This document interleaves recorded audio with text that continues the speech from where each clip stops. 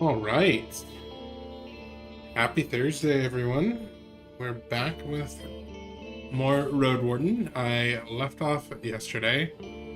I'm in White Marshes, dealing with that's the city where they have undead working for them, and well, it's I think my major plot point to deal with, I guess.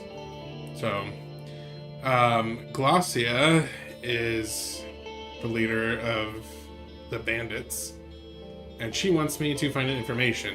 But in order to find out information about White Marshes, because she wants to get rid of the undead, I need them to trust me. And I have a feeling in order for them to trust me, I have to tell them about Glacia. I'm kind of in a catch 22, I guess. I'm just not sure how it's going to turn out. But I have 10 days left before I have to leave, so I just need to get the ball rolling.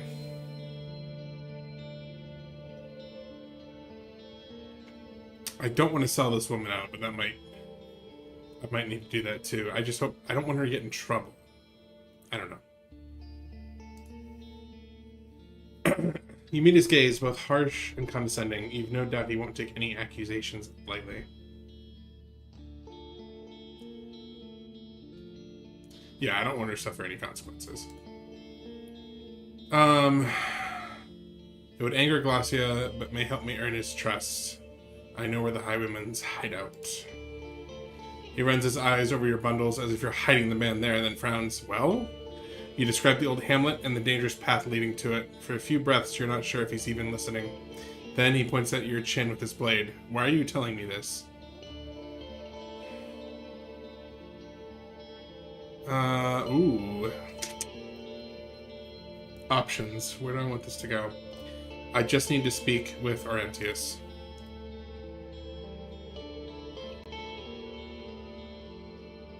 Okay. What, do the other options do anything? My roads don't need any robbers. I want them to stay clean. His huff sounds like a snake's hiss. Your roads, outsider? Maybe one day, after 10 years or so of washing them clean with your long tongue. He raises his chin. Well, I'm grateful for your help. We'll see if you're a liar and soon. See, I don't necessarily like Glacia's, choices, but she's in a predicament.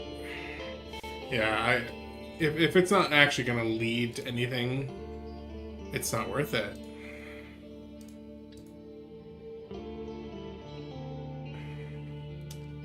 A group of children sitting in a circle being taught by a teenager how to carve in bone. They're skinny, and one of them is sobbing. See, these people just aren't prospering.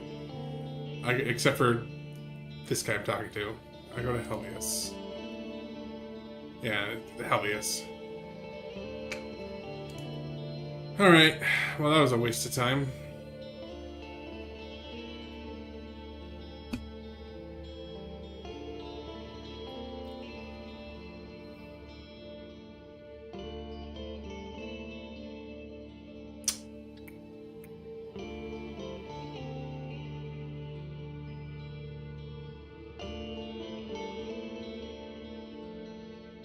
Okay, so... Oh, mundane job. Safe water source. Nighttime shelter trader. Tailor. Mealer supplies. Mundane job. What's that one? Daytime rest. Fish. Yeah, I don't actually know what to do from this point. I have a decent amount of daylight left. I guess I could go see the monastery? Yeah, I don't know. I really don't know where to go from here. How to progress with the White Marshes at all.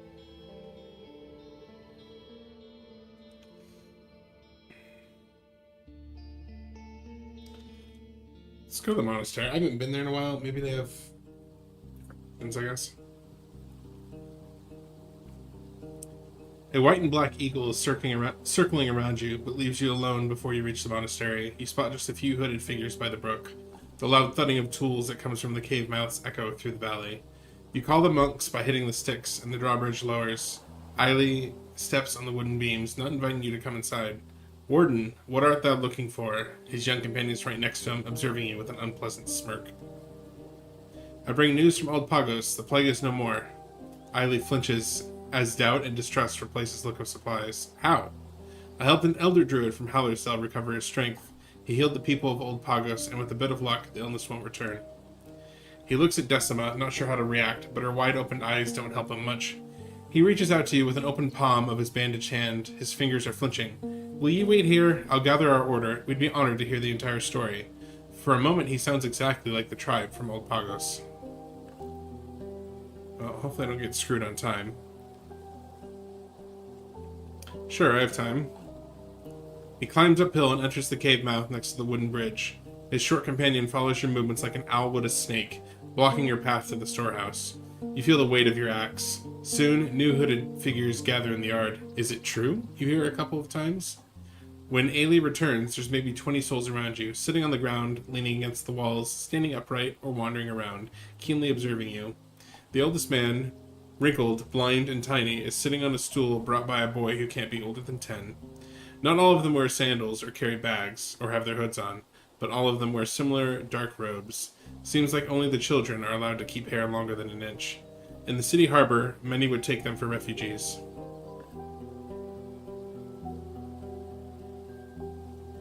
Ooh.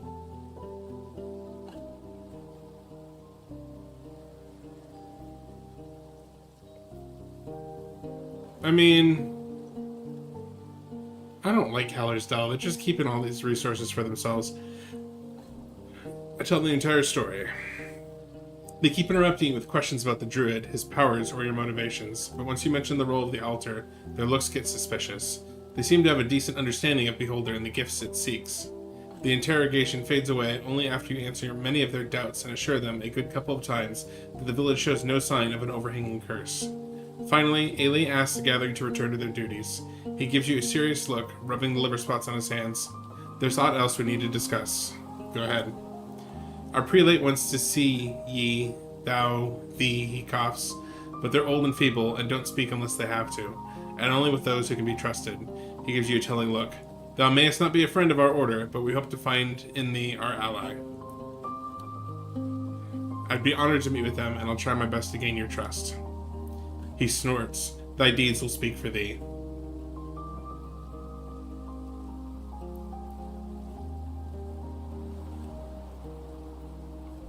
Alright, well, I mean, that could have gone worse. What do you know about the necromancers in the north? He rubs the liver spots on his forehead with his bandaged hand, looking with one eye at his short companion. This and that. What do you think of White Marshes? I don't think much at all. As the tribe follows Orantius, their priest, they're no longer our allies. Who knows? Maybe he's the reason why so many travelers have disappeared on the roads. Decima scratches the ground with her boot, humming a tune, but Eiley tells her to shut up. He carries on with sudden anger. The story is as old as the rites tablets. Tribes look at monsters and ask themselves, how can we use them? Their pride pushes them into their own fall. They hurt the innocent, then vanish in flames, or awake as empty ones. Any thoughts on Orantius? He's never been here. He's locked in that hut, a prisoner of his own conscience, speaking to his tribe as to children. Could there be a darker joke? A necromancer who calls himself a prophet? As he snorts, Decima puts on a wide grin. What next? An emperor bathing in blood? No follower of the right could survive such a fall. What was White Marshes like before the priest's arrival? Far from lovely. His smirk softens as his eyes grow worried. It's been struggling for years. With food, children, the beasts of the bogs, the traders. They were strangers to us, even in the old days when they used to join Old Pagos in their pagan feasts. He looks at Decima, who listens to his tale curiously. But then the monks arrived, and that bridge went down with flames. When the missionaries reached the bogs during the years of war, there were already some wounds that could never be sealed, not even by a shared prayer.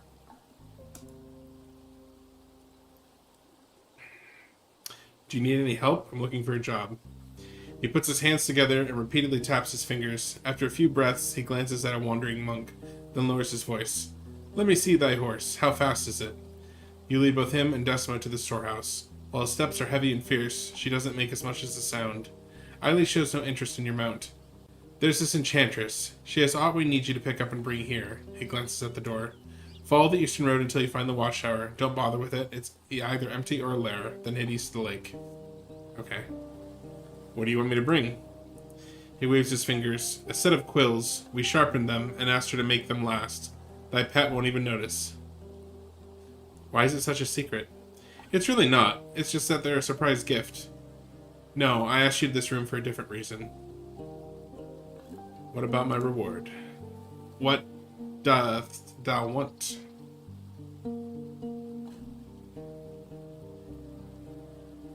Ooh.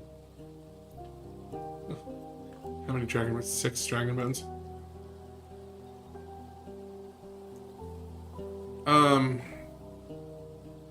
You asked me for a long and dangerous... Yeah. You asked me for a long and dangerous journey. 5 dragons.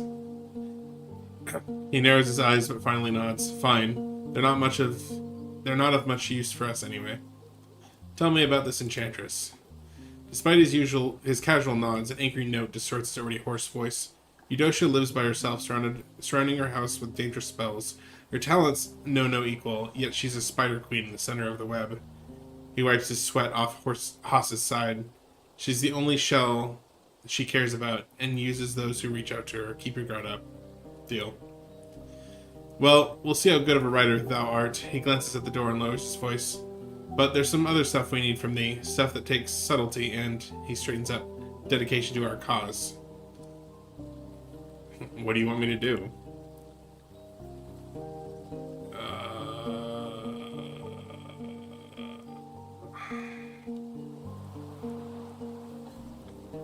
See, I want to know what he's actually doing. I won't betray you?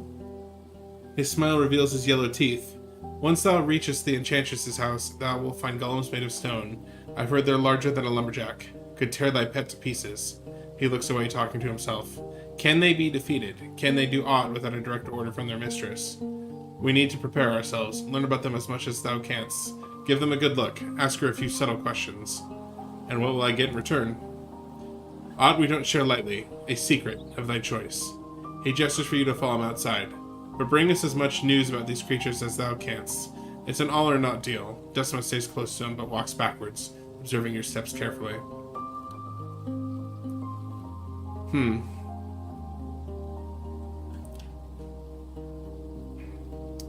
The plague is gone. Can I spend a night here? He scowls first at you, then at Decima, who observes the sky carelessly. After a few silent heartbeats, he lets out a grunt. Maybe in the storehouse, but don't not think that I'm going to look after thy horse or cook for thee. All thee canst get is a roof for thy head. It's already plenty, I appreciate it. Just don't tell the others. With the plague gone, would you brew something that could help me in my journey? We need to restore our supplies first. He glances at the nearby garden. Most of its fruits and leaves are already plucked. But there's something I can offer thee. Bring me a caviar, a mushroom that grows in humid chambers underground, and snakebait, an orange flower from the deep woods. Though some smoke it for pleasure. On their own, they're poisonous. Together, even more so. He snorts. But I can turn into a dust that sharpens one's senses. Good for combat. He cracks his knuckles. In one night, I can prepare 3 doses or so, but use them with care. Once the pneuma loosens, they'll weaken your shell. Okay.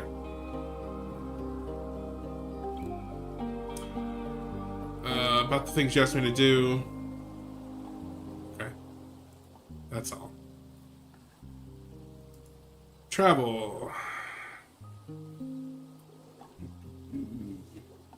How much time do we have? 4 hours, 30 minutes. Let's go to the Elder. I think we can still make it to the Pelt of the North.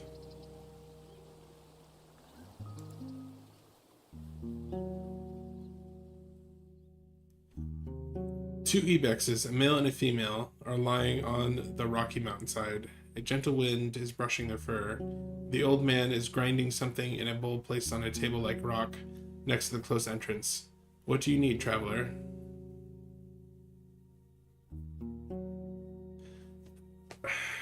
I don't... Okay. Hang on just a second. I'm actually kind of curious.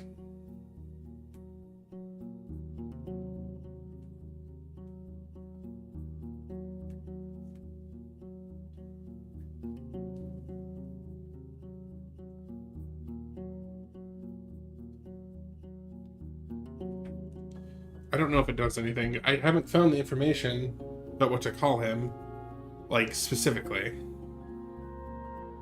I know how I should have addressed you. I want to fix my mistake, because I don't think Druid worked. Forest Speaker. He nods. The voice of the forest guards the soul carriers. Those who bow to the trees will not suffer from wild creatures. He smiles, looking at you with sky-like eyes. You've made the decision to learn our customs, and I appreciate it. 'Tis not my goal to turn people into strangers. Okay. He's still looking for a fish I need to get for him.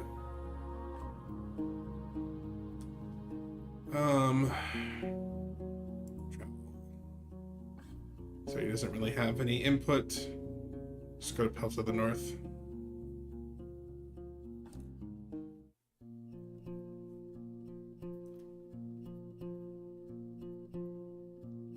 Alright, I get off my horse and enter the inn. Ooh, okay. That's right, the bandit's here now.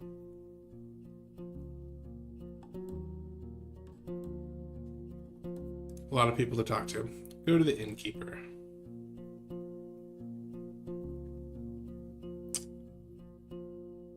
Oh gosh.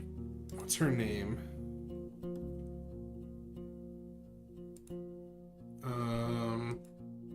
Ice, that's right.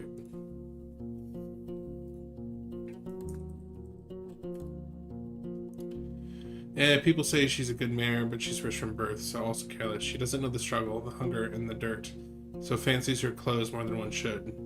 She thinks she keeps her village safe, even though it's the druids who do all the work. He looks down, but finally speaks again. She may be frivolous, but isn't stupid. If you're smart, better keep your eyes open. Okay, well that wasn't information I wanted, but... let's see...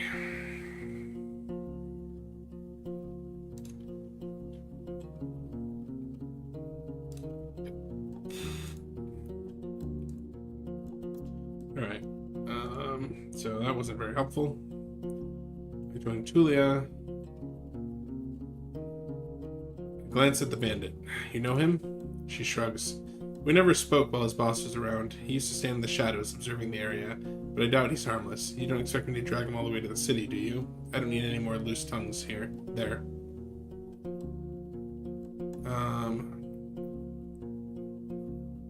Okay. Scavenger. No.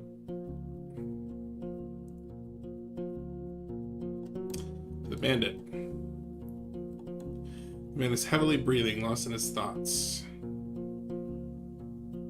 Are you planning to stay here for long? I may. I was asking the people here how much a coin would buy me in Hovleven, and they said it wouldn't be much. They did. I need a heavier pouch. That means work, either here or on the other side of Hag Hills. His eyes get warmer. Let me know when you have something for a fighter. I know how to move through the woods, and how to keep myself in the shadows. I wish I could send him to go, like, spy on White Marshes. I must say, you don't look like a regular bandit. He looks puzzled. And what do I look like? Like an assassin. Well, some people would like me to be one, but I'd rather not. My soul's already heavy. I'd rather not add to it more burden. He looks at his blade. Well, I'm a new soul now. Glacier's pushing things too far, too much, and I ain't one to stay on a ship that's heading for the rocks. I left before we turned into naught but murderers. His fingers are getting pale from clutching the dagger's handle. Well, that was way less helpful than I was hoping for. Alright. Sleep in a room.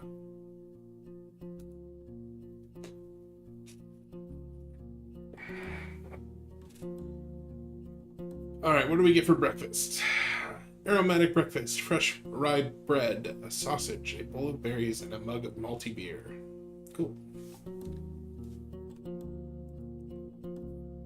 Before you leave the room, Iazan knocks on the counter, drawing your eyes. So far, you've been rather useful. He looks into your eyes, though shortly. You may indeed make this place a bit crowdier.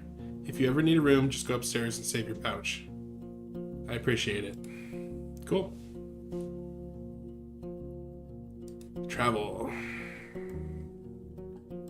Let's go to Eudosha.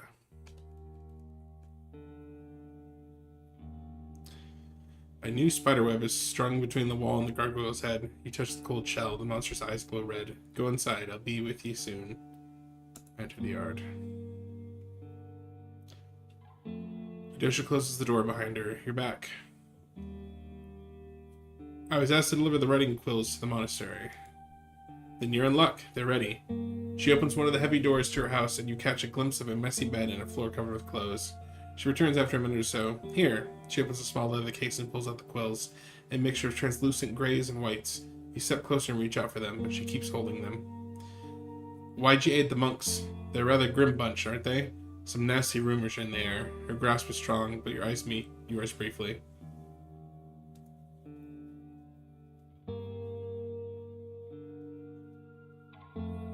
You're also working with them.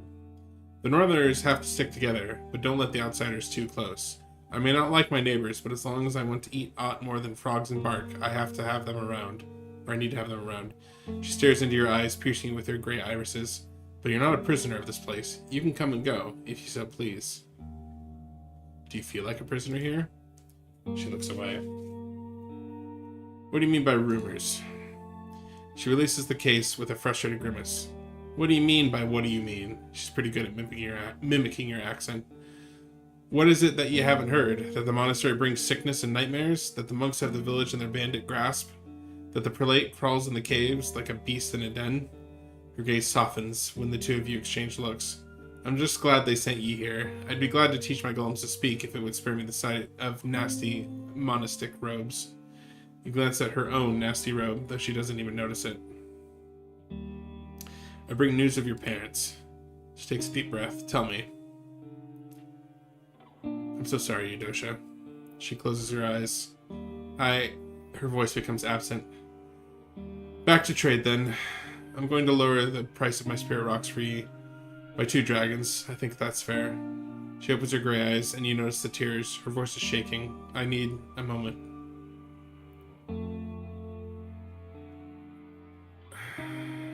If it's any consolation, the plague itself is no more. You tell her about your deeds, but she stares into the distance without so much as a gesture, and doesn't ask you a single question. It takes her a minute to form a few words. So there was no hope for them, but now it's there for others. Thank you. I should brush my horse. Once you're alone, you have an opportunity to take a closer look at the nearby golem. It seems dead, inactive, as city folk would call it. But the Numa still makes its chunks float less than an inch away from one another. It doesn't react to your presence. Unlike the gatekeeper, it bears engraved signs on its larger rocks. Their meaning is unclear to you, and you can't tell if they're decoration or carriers of a spell. I step away. You use this hour to rest from writing. You exercise for a bit, practice combat stances with your axe, then brush Haas, which then gladly takes a nap. When Eudosha leaves her house, she crouches by a bucket of water and washes her face. Once she straightens up and turns toward you, there's a shadow of a smile on her lips. I'm glad you stayed around, but I'll be fine. Is there aught I can do for ye? I show her the chisel from Old Pagos. It used to belong to a sculptor. Do you recognize it? A sad grimace cuts through her face as she rubs her arms. After a few breaths, she holds out her open palm. I give her the chisel. She stands upright in the center of the yard, with feet spread apart, arms stretched out, and the chisel placed in her right hand. After a few heartbeats, the steel rod floats into the air, maybe 2 feet away from her face, rotating slowly, rising up and descending, like a stick on a pond surface. Her gray eyes are tender, her voice is close to a whisper. As a kid, I made a few toys that moved on their own, but they lasted no longer than a single afternoon. A spoon that made all stuff taste sweet until it melted. One candle that shined, one that gave out a green light, but they also turned into stumps. Eudosha's long, dark hair is now waving around her, but there's no wind. I wanted to make aught that would last, with no end. I was 12. Such an adult soul. She let out a chuckle. So I turned my back on my toys and took my father's old favorite tool. It was always in the shed, for he was afraid it would wear away.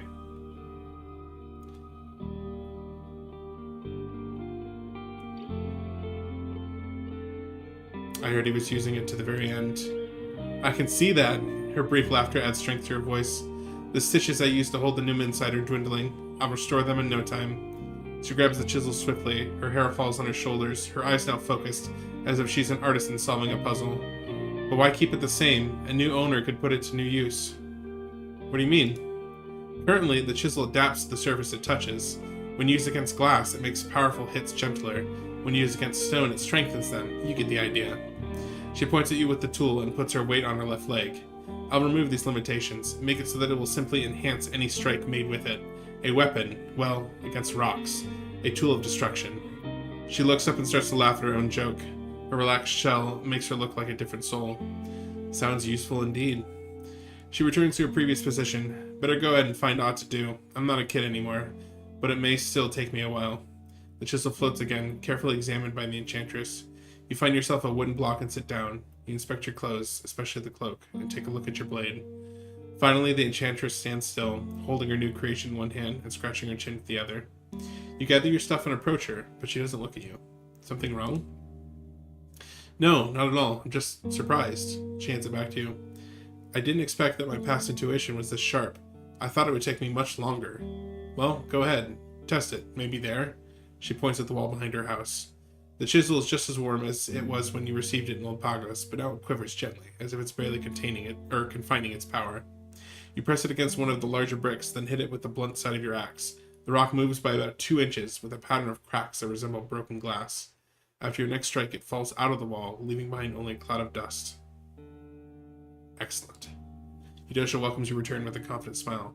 Pretty good, huh? Thanks to you, I finished what I left behind many years ago. She takes a deep breath. Let me know if you need aught else.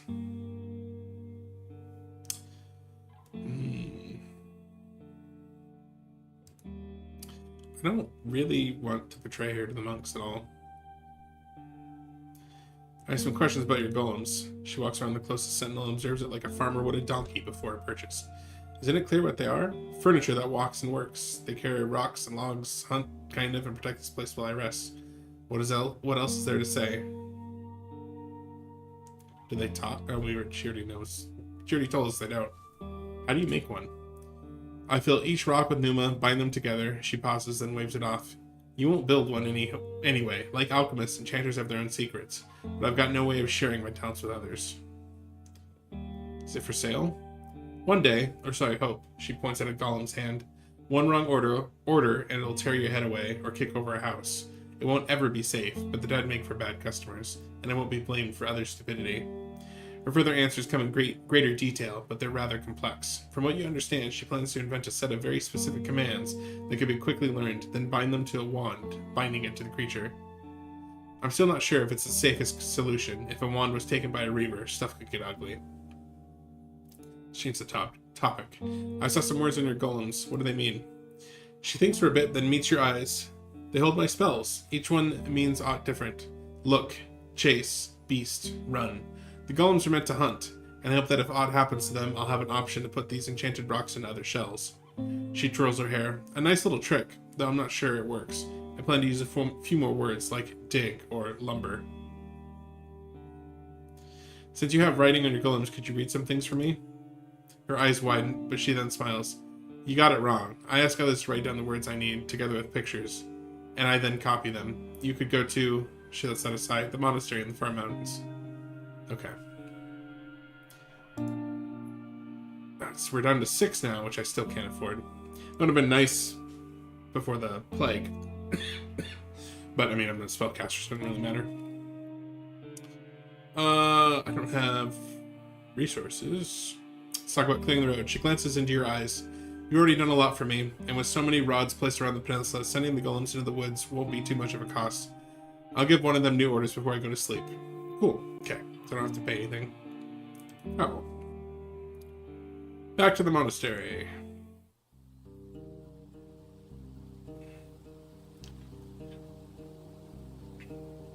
Alright. About the things you asked me to do. Here are your quills. He reaches for the case with his bandaged hand and opens it gently. He greets them with a wide yellow smile. So our deal was about 5 dragons. Right. He hesitates as he reaches to his bag and pulls out the reward, then hands it to you with his bare hand. Fair coin for fair work. I took a closer look at the golems. You describe their looks and mention the unusual engravings you notice on the larger rock. Ailey listens carefully, but it takes him a few heartbeats to respond. Such signs may be dangerous. He wipes his lips with his bandaged hand. I've read about the city golems. They're different. We may need help from an experienced fighter, but we lack such souls in the Order. He finally lowers his hand, observing a child who hums a simple melody at the edge of the cliff. That's all.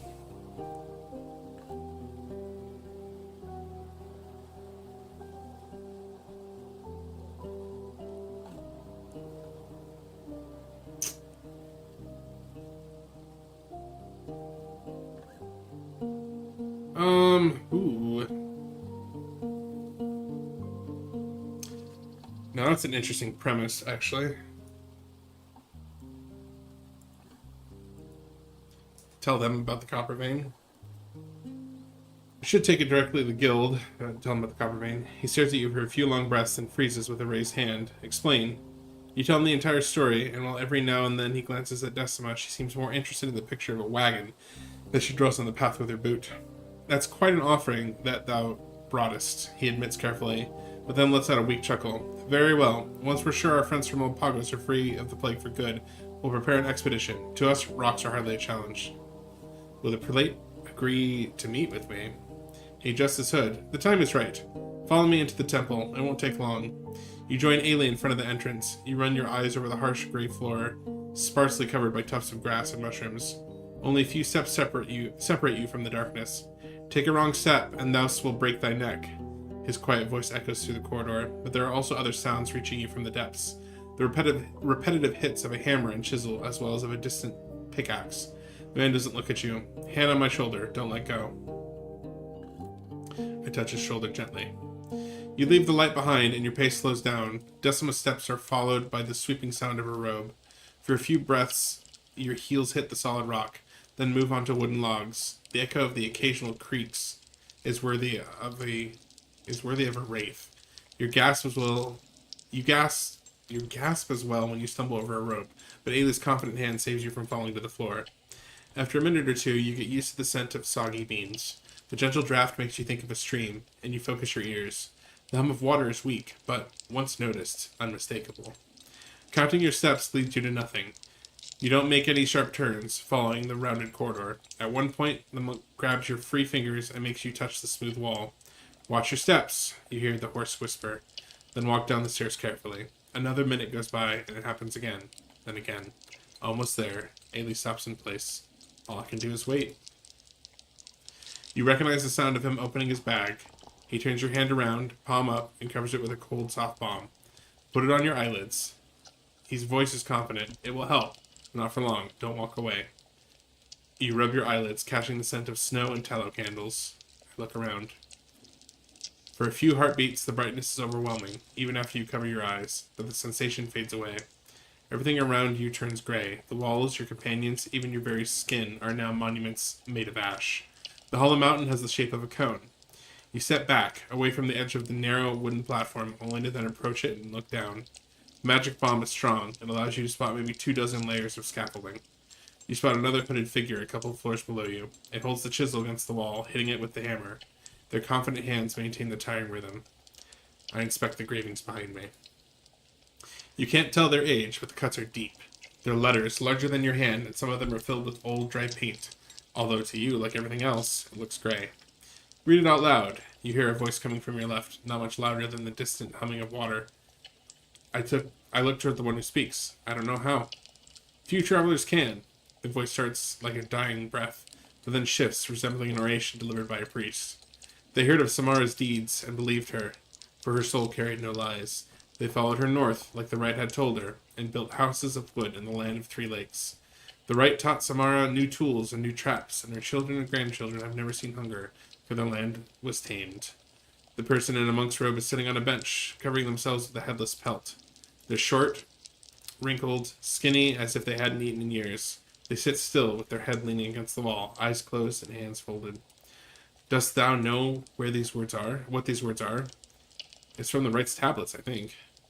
They have the accent of Havlavan elders, but their lips are struggling to utter any sound. Well done. We're on the second floor of the tribe of Leaves. The tribe started as foragers and fruit pickers, too afraid to hunt, with no faith to guide them outside of their cave. But the right inspired them with the truth of what they were, and what they could become. They helped Adir build one of the 10 cities, and their blood and memory now remains in each of us. I'm exhausted. Their breathing remains silent, but their chest starts to rise and fall. But I wanted thee to see this place. I can see it, but what is it exactly? One day these walls will hold all of Wright's tablets. Maybe in 5 years, maybe in 25. These ancient caves used to be covered by painted heads and beasts, but we scraped the walls clean, giving way to the truth. The prelate raises their hands by an inch, but their voice remains monotonous. The work went slowly, and we abandoned our goal, but then the war tore the 10 cities to pieces. They're wheezing, fighting for air. It made us realize how crucial our duty is. The parchment will burn, the wood covers will rot, the golden plates will be stolen. But these caves lasted for more generations than we can count. They will outlast every page, every teacher. They raise their voice. The library in stone will be here, ready to teach our offspring. The final stronghold of the truth. As long as there's one soul who can read the Adir's tongue, there will be hope. A long pause. Ailey looks at you expectantly, rubbing his hands together. Decima stares at you like an eagle. So why am I here? What do you expect me to do? One of us came here from the city 5 years ago and told us many things about her home. Thy city lacks grain and wood and parchments. The Unites grow poor. They raise their hand to wipe saliva from their mouth, taking longer and longer pauses. Thou art not here to ward the roads, but to prepare it for thy masters. They will bring death and pillage. They stretch out their hand, palm up. Tell them about the library, that it needs their protection, that once we'll complete it, we'll give it away. Just let little Pagos be in peace. Their hand lands on their stomach, their chin rests on their chest. They are gasping for air. Protect this place.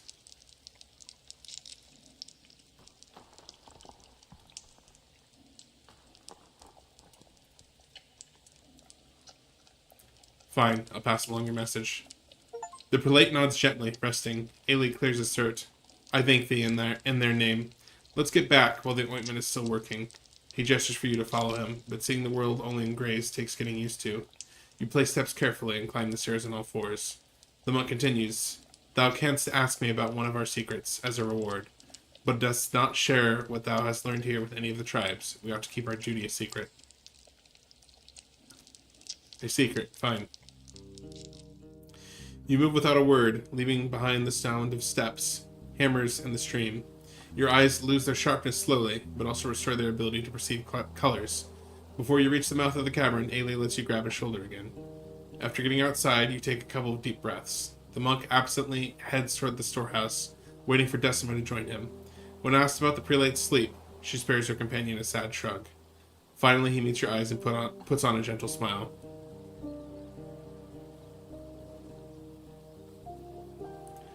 Well, what's the secret, then? About the things you asked me to do. I want to collect my reward, a secret. Where is Asterion? I don't know, he shrugs. I can offer thee the last place he asked me about, a place away from our roads. Any clue will help? Look for the tribe of the Green Mountain. These pagans live in the fogs and shadows of the mountain peaks, without trade, without rumors. That's where Asterion was heading. You ask him how to reach this tribe and he smirks. That's a very different secret, Warden.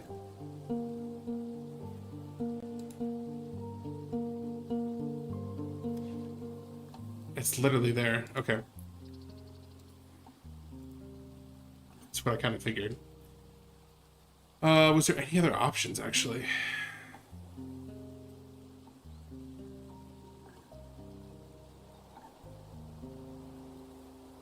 I just feel like there should be more questions. This coast really is difficult to navigate through as people think. Yes, I know the city ships are too large, too heavy. The coastal rocks are like teeth, but the fissures from Gale Rocks cut some of them down. One needs a vessel small enough to fit through, but it's possible even with heavier cargo. An outsider won't reach land from the deep waters, but there are guides who can handle that route. Yeah, that's the lamest reward ever. Okay.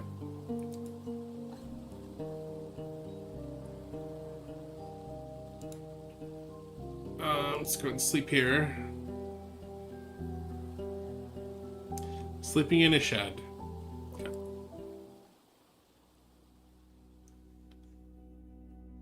You listen to the wind, then to the stream, then fall asleep, unable to focus on your own thoughts. You wake up after a couple of hours, disturbed by a loud clap of thunder. Or is it a dragon's roar? You can't say. You spend some time awake, listening to the peaceful breathing of Haas and rolling over in the old hay. You even take a brief walk indoors, stretching your arms and neck. You're both anxious and tired, with dreams and thoughts merging in an incoherent, aimless mass of impressions and half-real noises. When you lie down, you feel paralyzed, struggling to take a deep breath. It takes a long time before you close your eyes, but even when it happens, you have the feeling that someone is watching you with a pair of bright, gray eyes. After waking up, I'm not sure which parts of the night truly happened.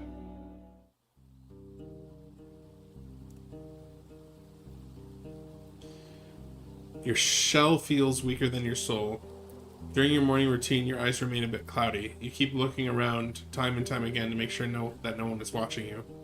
The first few monks are entering the yard, carrying their tools and whispering lazy conversation as they wash themselves in the brook. Soon after that, Ailey knocks on the door of the shed and opens it. His companion is holding her hands behind her back, giving you the charming smile of an innocent child. Alright.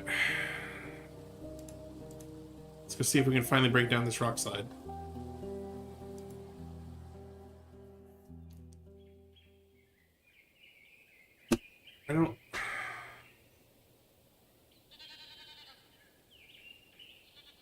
I don't know what else I'm supposed to do with this.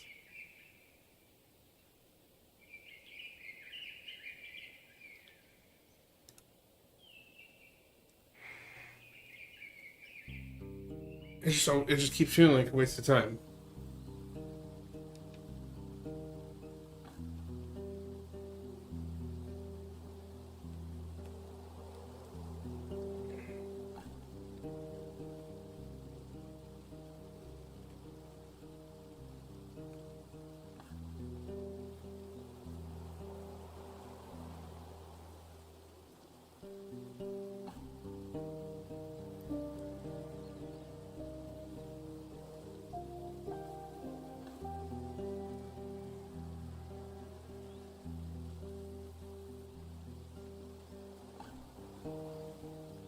Yeah, I don't know. I do knew, but I'm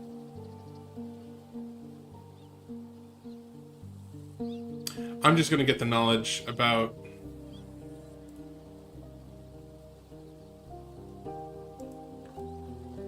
Asterion.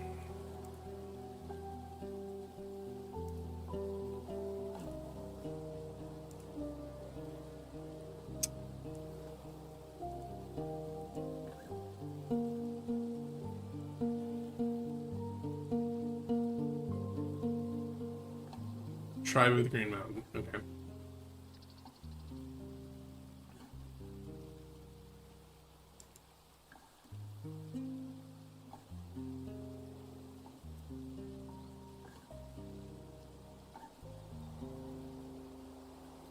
Oh, right. I hadn't slept yet.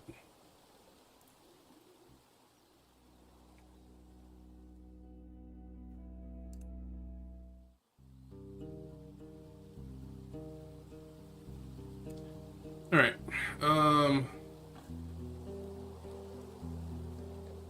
Check the journal. I'm actually not sure where to go next.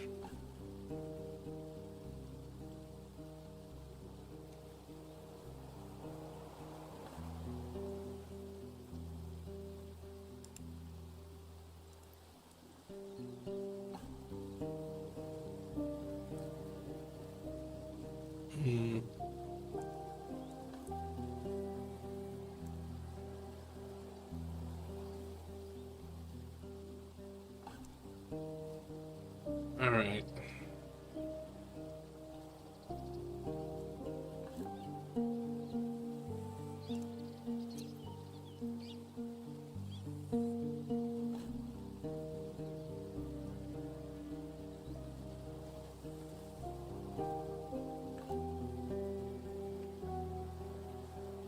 I guess we can stop by Old Pagos on the way out here. I'm wondering where the path would be. Maybe up from the old forest garden? Because he didn't even give me a direction. He just said in the mountains, which I assumed would be that way, but oh well.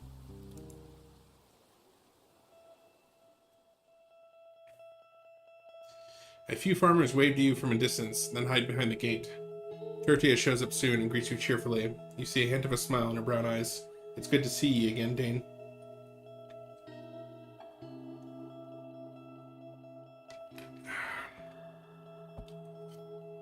I found an ibex marked with a red knot. Was it any of yours? She cocks her head to the left as her brown eyes widen. You found it? Is it safe? After you mention the kobold, she nods. We had no hopes of seeing it again. Creatures who are used to living with humans won't survive on their own. I'll let the others know. Thank you. I'd like to hear what you have to say about the other villages. Which ones? Tribe of the Green Mountains. She sizes you up. I don't know what you've heard, but they never bothered us, and neither offered us their friendship. The tribe keeps its distance from those who follow Right's tablets. Ask other pagans or their elders. People from other tribes are seeking for spouses. She flinches as if the question reached her from another realm. You gave us hope for the next season, but we still don't know if the winter will spare us. I can't offer you any promises for the tribes, and we ought to reconsider who our friends are. Okay. Quick save. She said elder, so maybe the elder's cave. Maybe he knows where they are.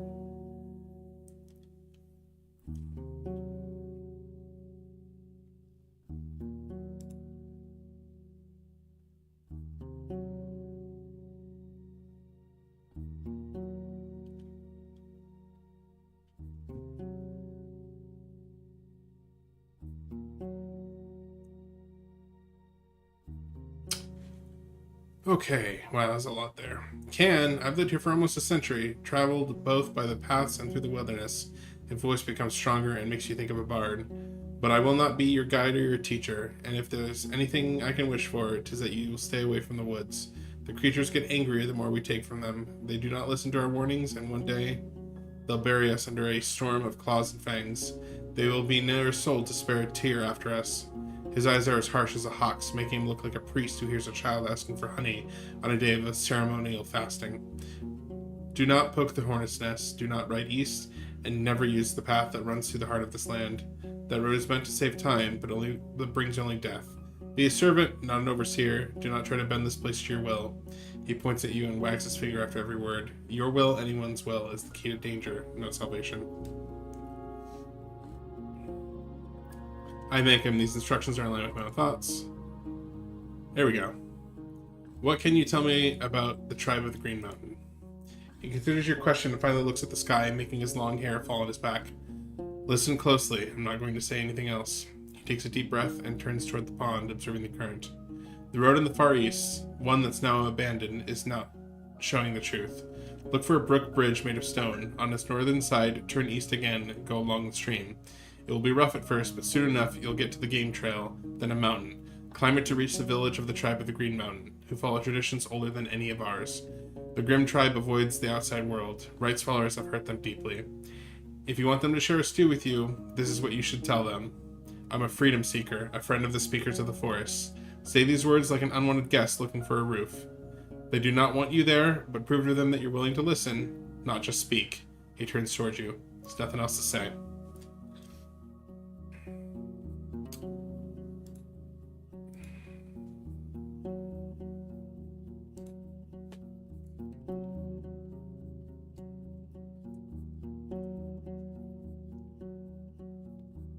See if it saves it.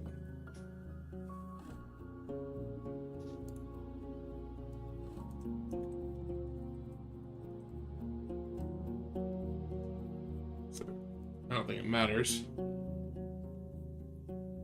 Comma, a friend of the speakers of the forest. Is it the or just of? Of the speakers of the forest.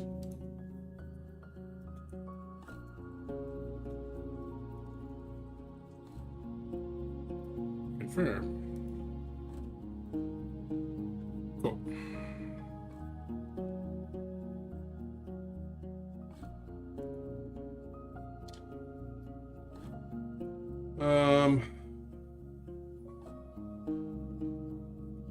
Might as well ask, can I enter the cavern? I need a place to rest.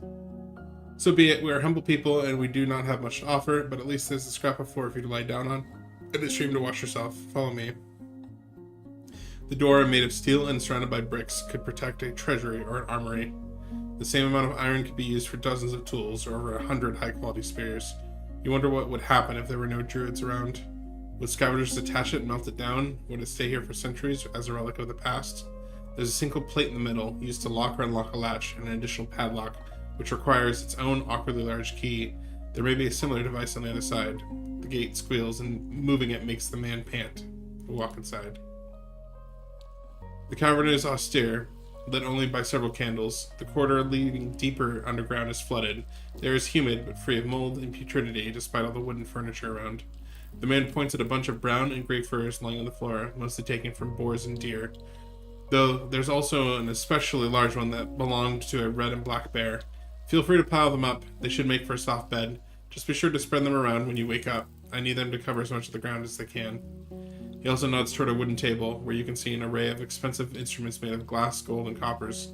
Bottles, scales, knives, lembics, mortars, a crucible. And if you do not know much about alchemy, stay away. 'Tis expensive, a keepsake. If I find a single scratch on it, you will not be welcome here anymore. I look at the woman lying in bed, covered by a blanket. She's more touched by time than the man. Her eyes are wide open and observe you with something between fear and curiosity. But when you make eye contact with her, she starts to murmur nervously and covers her head with a blanket. The man also notices her movement and strokes his beard when he sees you looking at her. That's my wife. And the best thing you can do is ignore her. Her soul is shattered. Her shell is weak. She no longer speaks. She was the owner of this table. You ask if she won't be bothered by your presence, and you see a sad smile.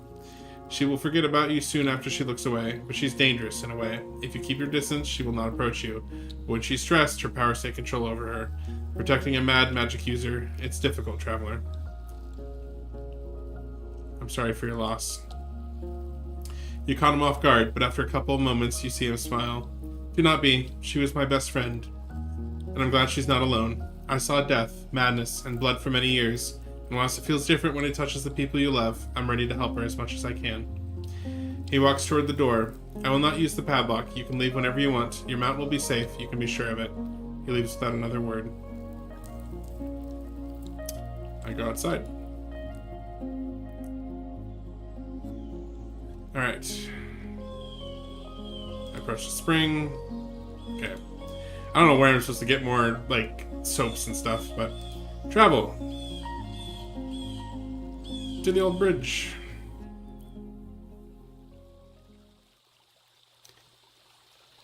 Notice a bunch of large paw prints both on the road and around it. It's the spot from where I can move east to the tribe of the Green Mountain. You don't see any easy way to move east. If there's any path you could take, it's completely overgrown. The thorny bushes won't allow you to move without harm, and even if you could, you wouldn't leave Haas behind.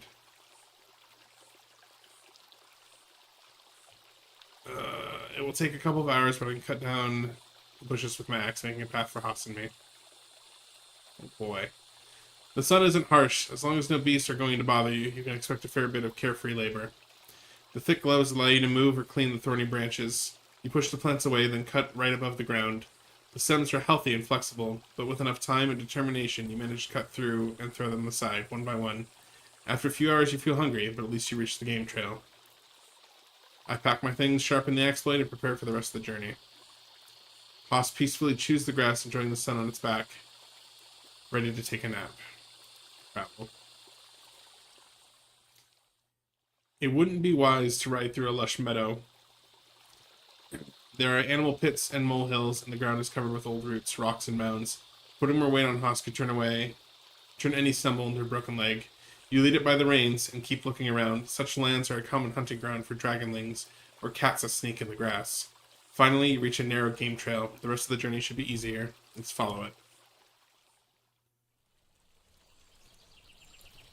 The trail turns into a wider path and leads you to a rocky hill. Haas quenches its thirst, so you fill up your water skin. The trees by the road still bear signs of past trimmings, giving shadow to old herbal patches, now overgrown. The vegetables were dug out by rabbits, and the apples on the ground are already rotten. You glance at the cave's entrance, and let out a sigh at the sight of bones.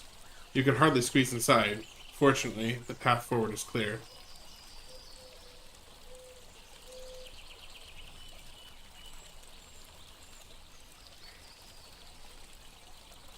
I tether Haas to a withered shrub. I take my axe and approach the cave. You prepare a torch, the rope, your gloves. You can't get too far away without putting Haas in danger, so you don't take any food. Should I eat first? It'll probably be fine. Better to check if I can get inside with my gambeson on. You should be able to squeeze in. A ghastly screech cuts the air. You step back, dropping a part of your equipment. A creature's running at you. I grab my axe. The monster looks like a furless, gray, wrinkled human with stunningly long limbs. You see its bones, as if the skin hardly contains the guts. In the blink of an eye, it squeezes through the entrance, bending in ways that seem impossible to you. You've disturbed the lair of a corpse eater. Fun.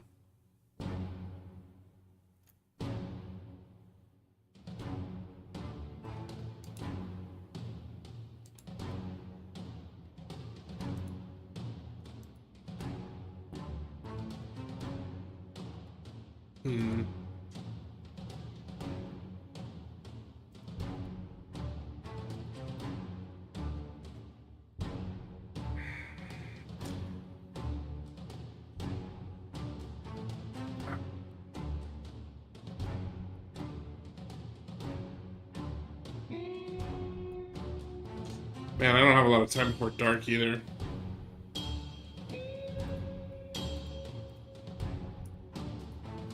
Focus on dodging his charge. Creature jumps at you right away, with arms and legs spread out in a lethal hug, and you're too slow to react. Its arms cling to your own, pushing them along your sides. The legs clutch at your hips. You barely stand straight as it instantly tears through the gambeson out on your back with its claws. The terrible stench doesn't help you one bit. I hit it with my blade. Oh, okay. Cool. I'm ready to play this. Alright, take away, jump away and take a wide swing.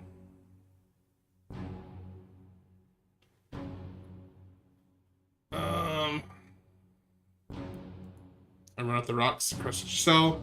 You let out a scream and charge at the wall, making the monster's back hit it first. It lets out a terrified shriek. Its grasp weakens, and you set yourself free. I heard it as quickly as I can. You surprise the creature and hit it in the middle of its jump. You send it into the ground with a deep wound, and it lands with a thud, crying in pain. It crawls away, flailing its arms in dread. I finish it off. You catch up with it.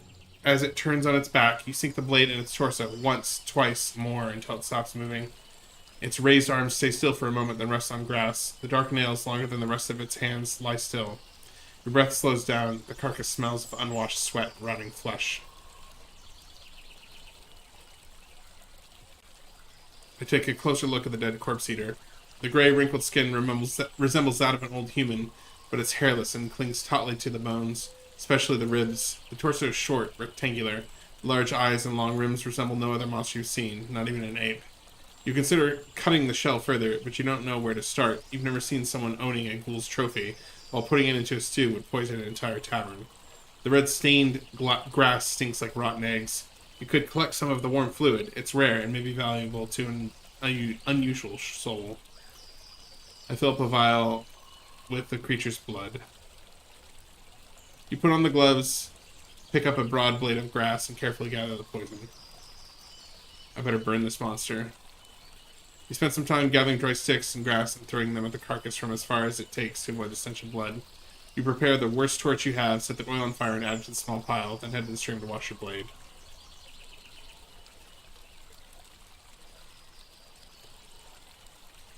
Oh, it might be too much time.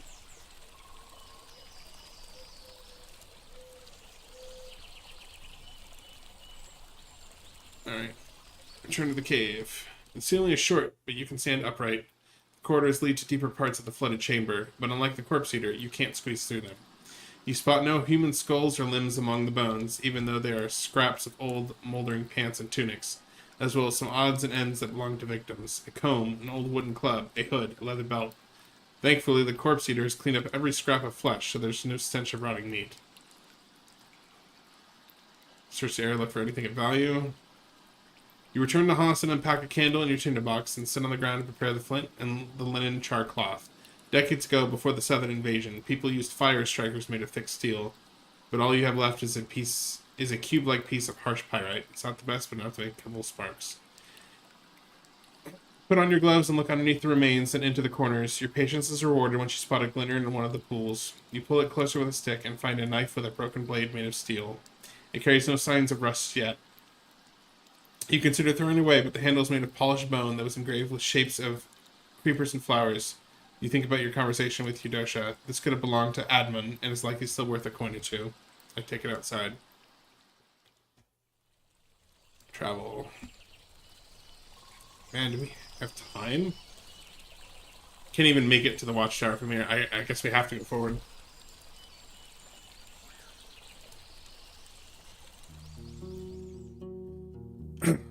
The grand brown and gray mountains are blocking the horizon, and you doubt the path is going to reach the snow-covered peaks. Without trees and clouds blocking your view, you're like an ant approaching a fortress. Let's hope there are some benches for me to take a break from climbing.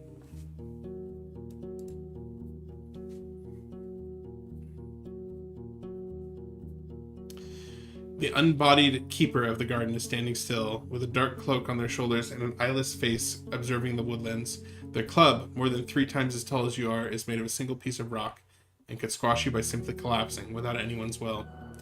A set of stairs leads into a convenient, corridor-like ravine. The gentle wind carries no shouts or scent of blood. I approach the statue. The statue's face has no features, and the shell ends with the neck, revealing a dark space instead of a torso. You lean closer and notice the coarseness of black and gray gritstone, and how bitten by time it is. Both the figure and the socle are stained with white guano. Still, it's extraordinary work. The weight of the giant doesn't rest on its club, but rather on the boots, which are cleverly attached to the cloak. Sooner or later, something will break, most likely the arms. Without them, the statue won't hold its stance. Let's see if it reacts to my actions. Oh. Example talk.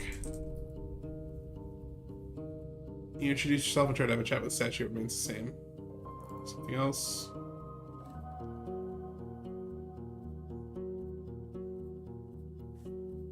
Maybe take the same stance? Okay.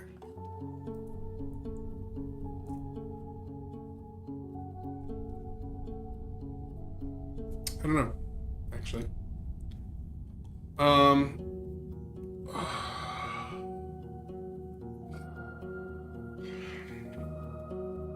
Step away. Seek shelter.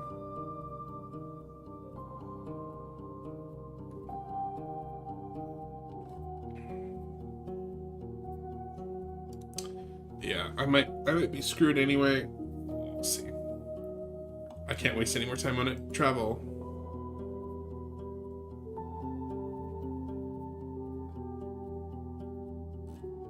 Oh my gosh. Yeah, I think I just need to load back and just do this with a full day. That's kind of a bummer.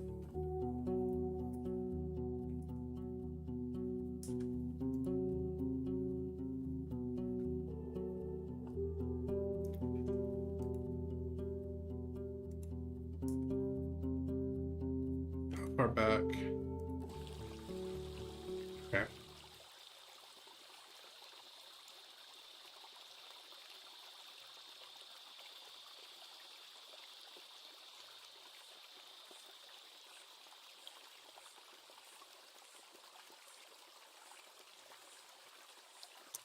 Let's see, 3:30. How much time do I have left? Yeah, I'm just gonna tap it here, and I'll go through this next week, and hopefully be able to actually keep going. But thanks for hanging around.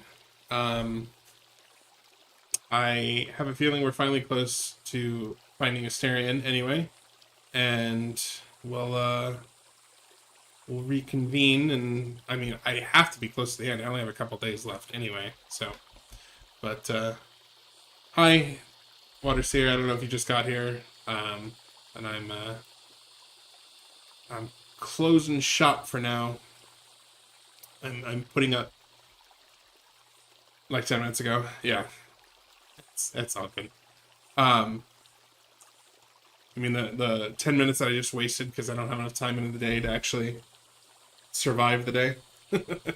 But anyway, well, thanks for showing up, and we'll see you next week. And while we listen to the pleasant ambience of the creek and critters,